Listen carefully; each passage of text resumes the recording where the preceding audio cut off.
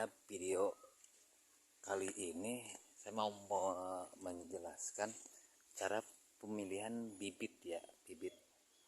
Untuk bibit ini ada dua ya teman-teman untuk memilihnya itu. Apakah itu kita cari dan beli di sebuah toko bibit tanaman atau kita bikin sendiri. Nah, bikin sendiri itu ada dua metode ya teman-teman. Yang pertama yaitu metode vegetatif dan yang kedua metode generatif. Nah, metode generatif itu ya bisa disebutkan metode dari proses biji-bijian ataupun benih ya teman-teman. Nah, kita bisa buat sendiri baik itu kita buat di dalam pot ataupun di ruang terbuka untuk pembibitannya. Misal di pohon di buah mangga ataupun di cabai yang ada bijinya. Nah, kita bikin bibitnya itu yang disebut dengan proses generatif dengan menyiram bibit tersebut ke dalam media tanamnya ya, supaya tumbuh bibitnya, benihnya ya teman-teman. Baik itu buah-buahan ataupun sayur-sayuran ya teman-teman. Nah, untuk metode pembuatan sendiri yaitu dengan vegetatif. Nah, vegetatif itu perbanyakan secara baik itu cangkok, okulasi, setek ya teman-teman untuk proses vegetatif.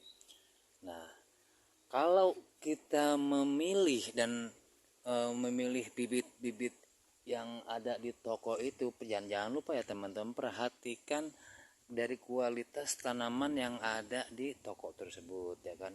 Nah, contoh ya teman-teman, ini beberapa tanaman ya teman-teman tuh.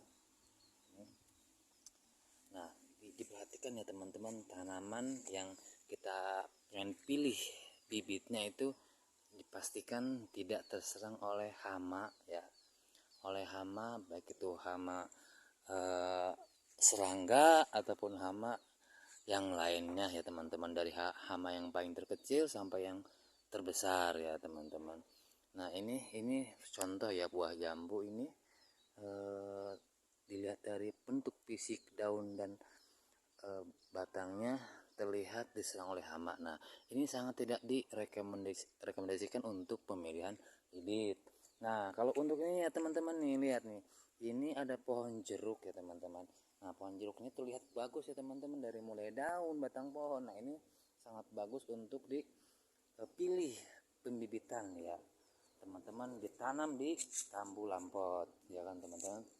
Nah, ini ada pohon sirsak ya teman-teman, terlihat dari bentuk fisik baik batang pohon dan daun-daunnya bagus ya teman-teman, tidak terserang oleh hama ya teman-teman. Nah, di sini teman-teman bisa lihat ya, banyak beberapa tanaman. Nah ya, tanaman ya, pokoknya pada saat pemilihan bibit untuk ditanam di tambu lampot, teman-teman pastikan bibit tersebut dalam keadaan bagus, tidak terserang oleh hama dan terlihat bagus ya. Karena kenapa? Pemilihan bibit itu akan menentukan hasil dari proses penanaman di tambu lampot ya teman-teman, seperti itu.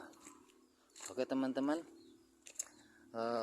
untuk pemilihan bibit yang bisa saya jelaskan, yang barusan saya jelaskan ya teman-teman. Nah, ini nih terlihat ya teman-teman tuh, ini udah berbuah ya teman-teman tuh, jeruk nipis.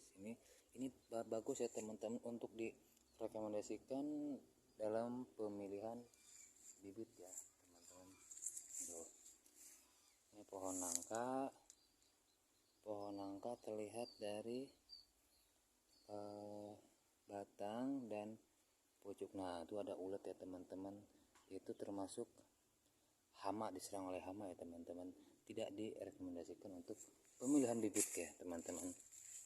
Nah, ini nangka yang kedua. Nah, ini terutama dihinggapi oleh hama ya teman-teman, seperti itu. Nah, jeruk nipis ini, nah untuk jeruk nipis bagus ya teman-teman, bisa menjadi rekomendasi